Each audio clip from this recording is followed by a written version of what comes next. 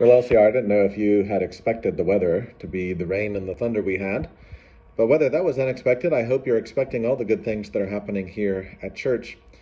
One is our sister congregation in Kumamoto is celebrating their 100th anniversary. They had a special service on Sunday, and this next Sunday we'll be preparing a video in our English and Japanese services to offer our greetings and to tell them congratulations on a century of church life together. And so we give thanks for our sister church. Speaking of building up the church and having its longevity celebrated, we are still recruiting for a Cursillo coming up. If you would like to go away on spiritual retreat for 3 days, let us know and we'll be happy to connect you with a sponsor, and that'll be at the beginning of November. Also at the beginning of November, we will have our All Saints Day service. That'll be a joint English and Japanese service the first Sunday in November.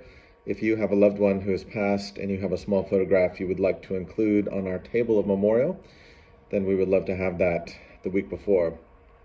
As you've heard too, we have Trunktoberfest, so we're still looking for a couple cars, people who can do decorated trunks or even just a trunk for our preschool kids. And then over here in the courtyard, we'll have our beer garden.